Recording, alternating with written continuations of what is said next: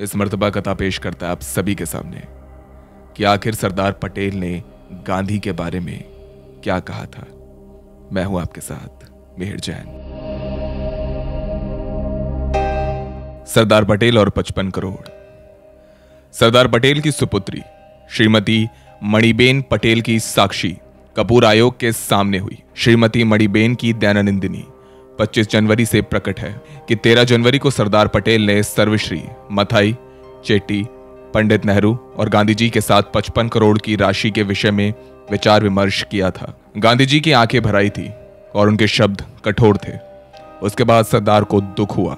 उनके मुंह से ऐसे शब्द निकले कि अब मैं इस शासन में नहीं रह सकूंगा। श्रीमती मणिबेन ने कहा कि मदनलाल का दिया हुआ वक्तव्य सरदार पटेल को दिखाया गया था। बम के धमाके के बारे में जैसे जैसे खोज होती थी, मेरे पिताजी को समाचार दिया जाता था। मुझे स्मरण नहीं है कि मेरे पिताजी ने उस विषय में उस खोज के उपक्रम में कौन से आदेश दिए थे।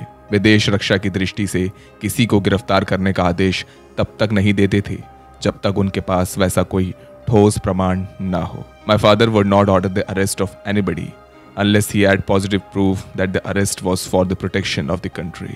मुझे निश्चय ही स्मरण है कि गांधीवध के एक पखवाड़ा पूर्व वृत्तपत्र के एक पूना के संपादक, जिनके वृत्तपत्र से प्रतिभूति मांगी गई थी, मेरे पिताजी को प्रातःकाल 5 बजे मिलने आए थे। उस समय अंधेरा होने के कारण मैं उस व्यक्ति को पहचान न सकी, किंतु मुझे स्मरण है कि उस व्यक्ति ने अपने वृत्तपत्र से मांगी प्रतिभूति के विषय में चर्चा की। उस व्यक्ति को यह भी शिकायत थी कि मोरारजी देसाई, तत्कालीन महाराष्ट्र के गृह मंत्री, उनसे अन्याय कर रहे हैं। नाथुराम उन दिनों दिल्ली में थे।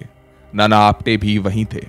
उनके वृत्तपत्र से एक के बाद एक प्रतिभूतियां मांगी गई थी। श्री मोरारजी के विरुद्ध उनकी शिकायत कठोर थी। ये सब बातें श्रीमती मणिबेन पटेल की गवाही से मिलती जुलती हैं। तो भी नाथुराम या आप्टे ने प्रस्तुत लेख से नहीं कहा था कि वे सरदार पटेल से मिलने गए थे। इसलिए सरदार पटेल से नाथुराम या आप्टे मिले थे।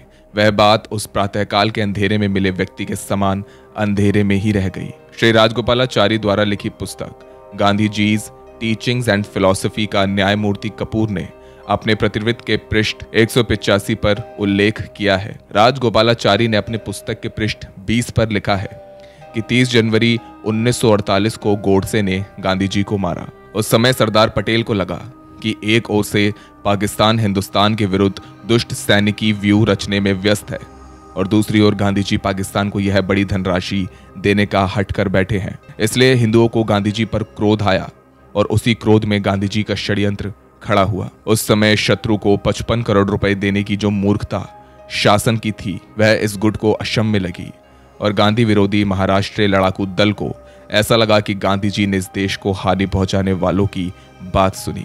उसकी चरम सीमा हुई और इसलिए उन्होंने मूड संत को समाप्त करने की ठान ली, क्योंकि उनके मत के अनुसार अन्य किसी मार्ग से उनको इस नेतृत्व से हटाया नहीं जा सकता था। गांधी जी का प्रभाव इतना अधिक था और लोग भेड़ों की तरह उनका इतना आदर करते थे कि उनका कहना सुनते ही सरदार पटेल के अनुसार उस गुट वालों को ऐसा लगा कि गांधी जी के वध के सिवाय दूसरा कोई मार्ग नहीं बचा है। पाकिस्तान को 55 करोड़ रुपए दिए जाने से लोगों के मन में गांधी के प्रति कितना असंतोष निर्माण हुआ था, इसको सरदार पटेल जानते थे। ऊपरी लिखित अनुच्छेदों से यही प्रतीत होता है।